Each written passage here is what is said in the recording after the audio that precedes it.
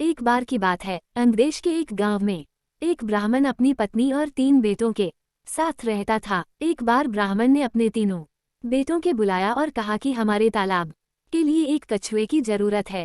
कल तुम तीनों समुद्र के पास जाकर वहां से कछुआ पकड़ कर ले आना। उन्होंने हाँ कर दी और दूसरे दिन तीनों माता पिता का आशीर्वाद लेकर समुद्र की ओर चल पड़े। वहां तीनों को एक बड़ा सा कछुआ दिखाई दिया, लेकिन तीनों में से कोई भी उसे उठाने के लिए तैयार नहीं हुआ। उनमें से सबसे बड़ा भाई बोला, मैं कछुए को नहीं उठाऊंगा, इससे बहुत गंदी बदबू आ रही है। दूसरे नबन के भाई ने कहा, मैं भी इसे नहीं उठाऊंगा, मुझे भी इससे गंदी बदबू आ रही है। तीसरे नंबर के भाई की बारी आई तो उसने कहा, मैं भी इसे नहीं उठा सकता, मैं बहुत कोमल हूँ। तीनों में झगड़ा शुरू हो गया और यह मामला राज दरबार तक पहुंच गया। राजा ने कहा, इस प्रकार का मामला मेरी जिंदगी में पहली बार आया है, इसका न्याय मैं कल सुबह करूंगा। आज आप हमारे यहाँ मेहमान हैं, इसलिए भाईजन और आराम यहाँ पर ही कीजिए। ये बोलकर राजा ने तीनों को भोजन के लिए निमंत्रण दिया। सभी बड़े चाव से खाना खा रहे थे, लेकिन सबसे बड़े भाई ने नहीं खाया। राजा ने जब उससे पूछा तो उसने कहा, चावल में से शमशान में जले हुए मुर्दे की बदबू आ रही है।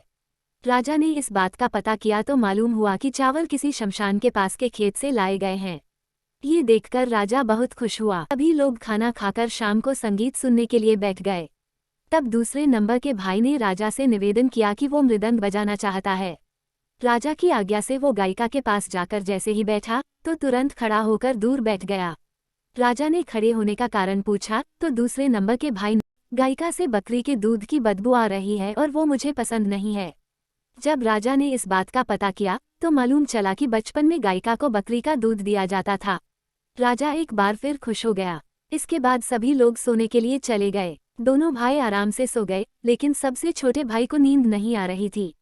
राजा ने अपने एक सेवक को आदेश दिया कि जाकर तीनों को देख आओ कि वे सोए या नहीं। सेवक गया तो उसने देखा कि सबसे छोटे भाई को छोड़कर बाकी दोनों सो गए हैं। सेवक ने ये समाचार राजा को दिया और राजा इसका कारण जानने के लिए खुद वहां पहुंच गया जहां तीनों सो रहे थे। राजा को देखकर तीनों उठ बैठे। राजा ने सबसे छोटे वाले भाई से पूछा, आपको नींद क्यों नहीं आ रही?